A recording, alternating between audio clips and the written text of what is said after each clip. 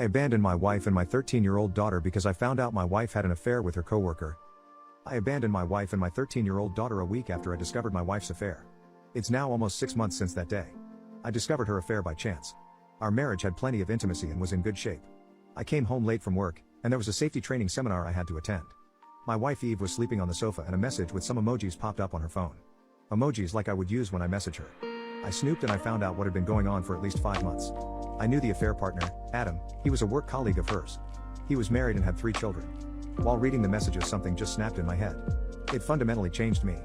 Over the course of reading their messages, I went from loving Eve more than anything, to hating her, to just going blank. Not just about her, but everything. Totally numb, I took pictures of the messages and went to bed. Eve was mad the next day that I went to bed without waking her up.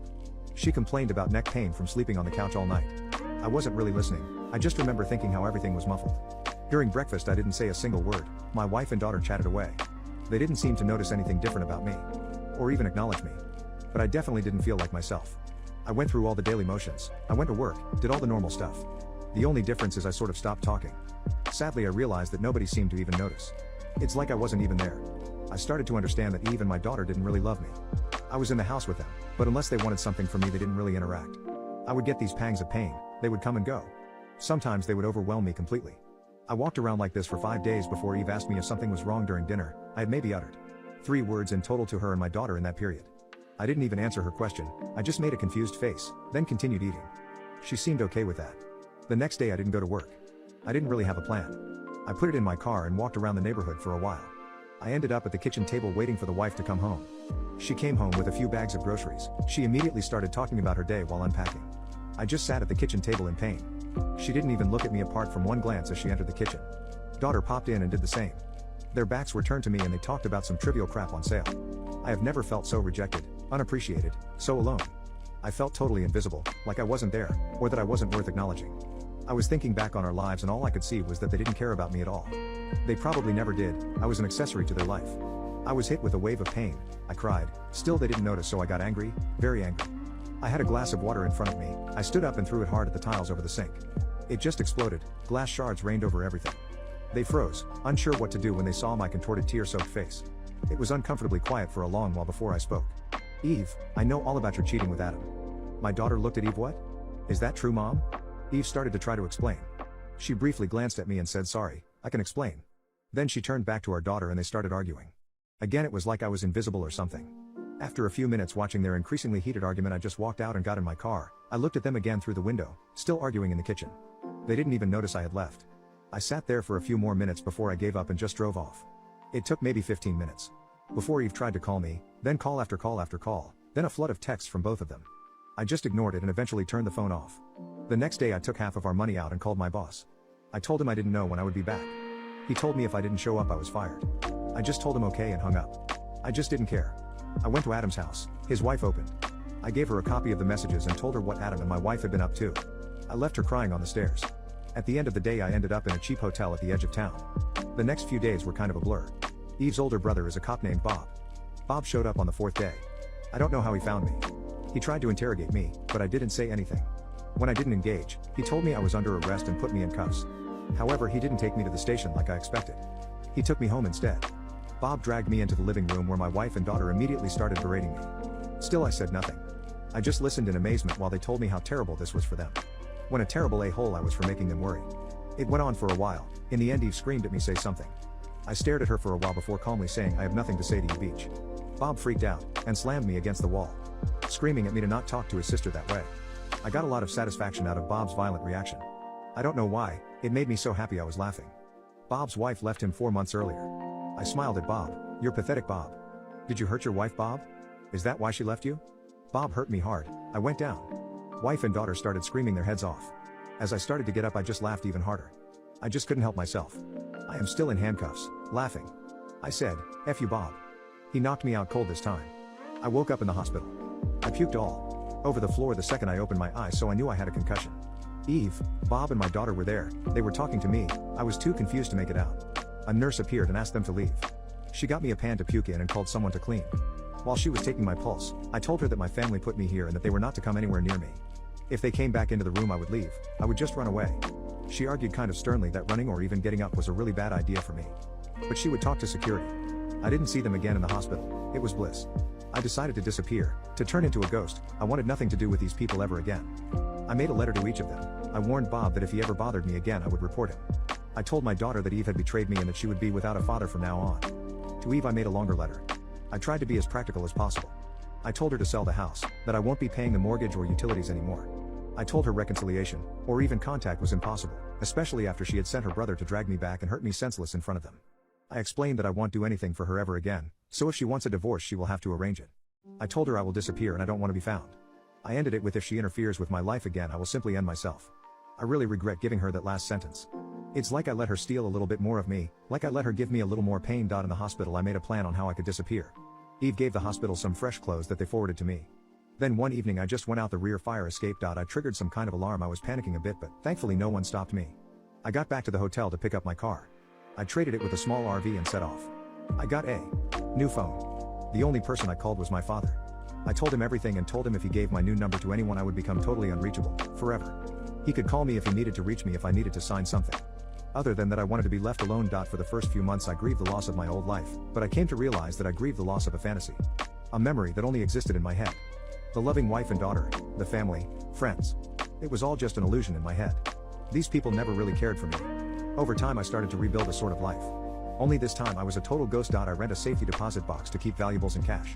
I do odd jobs for money. I hunt and fish and scavenge. My money consumption is insignificant, so my cash reserves are actually growing. I don't pay taxes, I don't have a bank account. When people ask my name I answer. People call me Fred. I go out of my way to not contribute to society or anything else for that matter. All in all my life is getting better. At least now no one is using me for nothing but their own benefit while pretending they care about me. I don't know what happened to my wife and daughter, my old friends, or the rest of the family. I don't know if I am divorced now or if I owe child support. I don't know what happened to the house. I don't really care. My father has tried to give me information a few times but I shut that down hard. He is the only one I speak to occasionally from my old life. Update.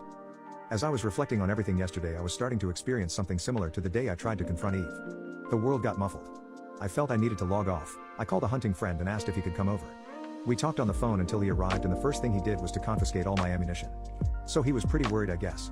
He called my dad and stayed with me until he arrived. I have moved to a different city so that took over 4 hours. Long story short.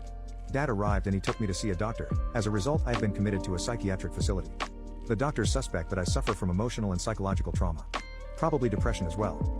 Apparently, the numbness, extreme desire to self-isolate, strange reactive behaviors like laughing at being physically hurt, nobody loves me, feeling undeserving, reclusive, are pretty clear indicators according to the doc.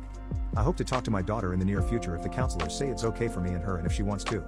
My dad has talked to her a bit about the situation. He tells me that she loves me and asks for me. My dad is with me for now and I will be monitored 24/7 for the next few days. They tried some medication but I had a very negative reaction, so they will try something else tomorrow. Also, Bob somehow found out about me and DM'd my account and apologized. Eve hadn't told him the real reason I left for the hotel. She had just told him about the glass in the wall, leaving the rest out. Bob told me he had informed his superiors what he had done when he found out. According to him everyone that should be, has been informed. He was suspended and ordered to undergo anger management training. If I submit a complaint he would be dismissed. He has prepared a full written confession and all the paperwork for me if I choose to do so. All I needed to do was read it and if I agreed to sign it he would be dismissed. I decided to call Bob's employer and plead in Bob's case that he continues as a cop. Bob visited me on Thursday. He had prepared all the paperwork for me to file a complaint against him. He made no excuses. He admitted his behavior was completely out of line. He apologized for losing his cool, and that it was entirely his fault. He pushed me pretty hard to file against him actually. But I have been thinking about him. I have seen him throw himself in the path of a punch to protect an old woman being attacked. I know a lot of his colleagues, and they always talk about how he will always go that extra mile to help someone. I found out why his wife divorced him as well. Bob doesn't make much but he donates 10% of his salary and volunteers 3 days a week to help the homeless. Apparently his ex found this to be unbearable. Bob refused to stop helping so she divorced him. Bob is a good man. He lost control one time. I lost my way for over 6 months. Edit. I have been out of the psych ward since Friday morning. I have been getting a lot of therapy and I am doing much better. I have daily treatment but I no longer need to be committed. I suffer the after effect of emotional trauma and have mild PTSD. My behavior has naturally been off as a result of this. I have been in intensive therapy and I am getting some medication. I only take the meds now and again at this stage if I feel overwhelmed. Some of my behavior, especially the isolation, probably made things even worse for me. I have talked a lot to my daughter. She tells me she has forgiven me. She never meant to make me feel unappreciated. She loves me.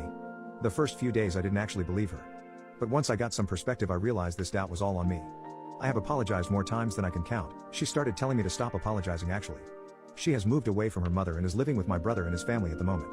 She gets along really well with his kids, and my brother has told us that she can stay for as long as she wants. I am in no condition to be a full-time parent at the moment, so for now, she will stay with them. My brother has arranged therapy for her and I will do my best to be the best father I can be from now on. My wife, Eve, has also moved out of the house and is living with her parents. My father has been paying the mortgage for me, without me knowing. So the house isn't sold yet. I am not looking forward to going back there to all the memories. I have decided to sell the house and downsize to a tiny home and live a life closer to nature with less stress. I will try to rent or buy a plot of land and live as simply as possible, at least for a while. My daughter loves this idea and has been researching tiny homes like a pro. Adam, the affair partner, is trying to reconcile with his wife and has cut Eve off completely. Eve has been to my dad's house almost weekly begging for him to contact me and let her talk to me. If what her mother tells me is correct, Eve lost her job and is in a terrible way. Barely leaving her room at her parents' house, she is shunned by pretty much everyone according to her mom. I have found a lawyer today and will start divorce proceedings ASAP. I bought a whole case of my hunting buddy's favorite whiskey and spent Saturday night there, thanking him. He is a true friend. He probably saved my life. My wife's affair completely broke me and my family. I was so broken I couldn't even see it myself. Up until then I was sort of holding myself together by convincing myself that I was doing better. But the truth is I was hanging on by the tiniest of threads. Update 2. I have gotten a lot of therapy and I am fairly stable. My daughter is doing well. I am, however, a different person now. I have a hard time trusting people. Apart from my daughter, I prefer solitude and I have a very low public profile in general. I don't know if I would say something is broken inside me. I guess you could say I am broken compared to who I used to be, but I am not unhappy. I am perfectly okay as a partial loner. I am just different now, I guess. The house is sold and I bought a tiny home where me and my daughter live. It's not a tiny home like you see on TV. It has 2 separate bedrooms and a combined living room kitchen. It's in a secluded location on a forested hillside and it has a porch outside as big as the house and a wonderful view. I absolutely love the tranquility and the close proximity to nature in our new home. I am divorced, or almost divorced. It's just waiting for the formalities now. Expected time frame is 3 months. Soon-to-be ex has been begging me a lot for a second chance, almost daily, but she has not demanded anything from me. She doesn't try to excuse herself, she owns her affair. We used mediation and she has given me everything basically, all our assets and full custody. The only thing she has asked for is to be allowed to visit often so she can try to repair her relationship with our daughter. She has offered to cook and clean as well. But I don't want to feel like I owe her anything. I will keep the household operational, it's tiny anyway. And I need some chores for my daughter. I don't want her to grow up to be a spoiled brat.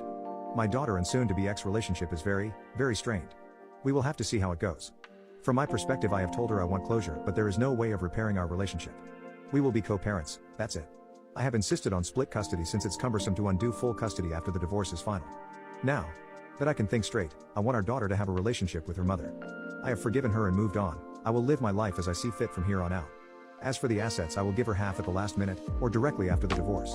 We built up these resources during our marriage, so it's only fair she gets half. But I really want to see if she will go through with it, actually giving me everything. She is very remorseful and I find it helps my healing. Soon-to-be ex is still struggling. Some would say she is an absolute wreck. She is going to counseling, we all are, including family therapy for my daughter's benefit. I am determined to try to make up as much as possible for my daughter for my mistake. My daughter is very sharp. I believe she has forgiven me, but she watches very carefully how I act towards her mother. I am determined to be a good role model, so I will act exemplary. It's been incredibly hard to deal with the aftermath, but I am finally starting to stabilize.